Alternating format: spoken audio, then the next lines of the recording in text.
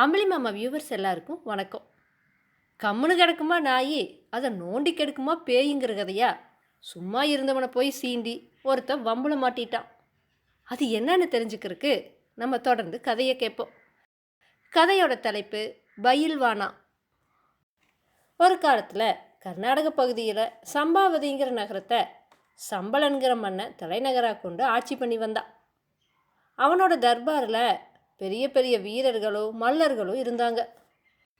ஒரு தடவை மாமல்லன்கிற பயில்வான் சம்பளனோட தர்பாருக்கு வந்து, நான் பல நாட்டு மல்லர்களை வென்று பதக்கங்களை எல்லாம் பெற்று வந்திருக்கேன்.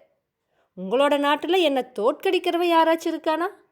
அப்படி இல்லைன்னா தோல்வியை ஒத்துக்கிட்டு எனக்கு பதக்கமும் பரிசும் கொடுங்க அப்படின்னு சொன்னான். உடனே மந்திரி மன்னனை பார்த்து சைகை செஞ்சுட்டு, அரசே, நம்ம தர்பாரில் இருக்கிற சண்டை பிரசண்ட அண்ட அதிரடி மலர் குண்டப்பாவுக்கு இணையா இந்த உலகத்தில் யார் இருக்காங்க? அவர் வெளியூர் போயிருக்காரு. திரும்பி வர்றதுக்கு 2 நாள் ஆகும். அது வரைக்கும் இந்த மாமல்லர் காத்திருக்கணும். அவரை இவர் தோற்கடிக்கட்டும் பார்க்கலாம் அப்படின்னு சொன்னார்.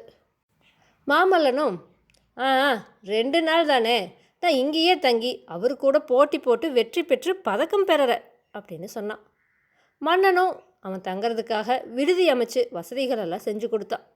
மாமல்லனும் அங்கே தங்கினான்.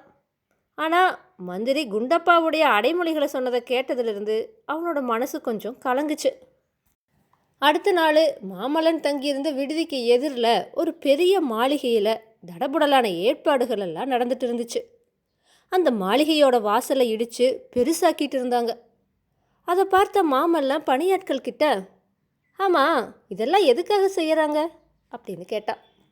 அவங்க அதுக்கு, அதுவா, குண்டப்பா வரப்போகிறாரே, அவர் நுழைஞ்சு போக வாசல்களை எல்லாம் பெருசாக்குறாங்கன்னு சொன்னாங்க.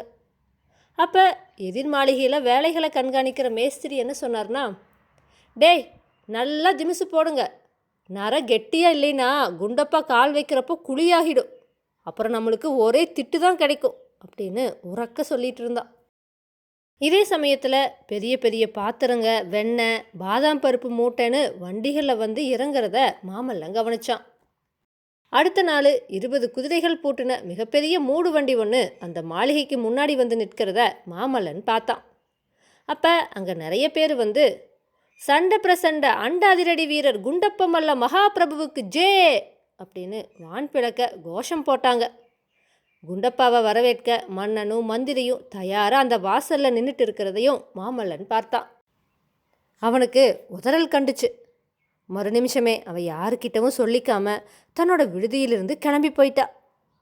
இந்த செய்தியை ஒரு பணியால் மந்திரி கிட்ட தெரிவிச்சா. மந்திரி மன்னன்கிட்ட, நம்மோட திட்டம் வெற்றி பெற்றது அரசே, மாமல்லன் ஓடியே போயிட்டான்னு சிரிச்சுட்டே சொன்னார். பயில்வானாங்கிற இந்த கதை இத்தோடு நிறைவடைஞ்சிருச்சு. இந்த கதை உங்களுக்கு பிடிச்சிருந்துச்சுன்னா இதுக்கு ஒரு லைக்கை கொடுத்துட்டு மற்றவங்க கூட ஷேர் பண்ணிக்கோங்க. நம்ம சேனலை இன்னும் நீங்கள் சப்ஸ்கிரைப் பண்ணலைன்னா மறக்காமல் சப்ஸ்கிரைப் பண்ணிக்கோங்க. மற்றும் ஒரு சுவையான கதையோடு வந்து நான் உங்களை அடுத்த பதிவில் சந்திக்கிறேன்.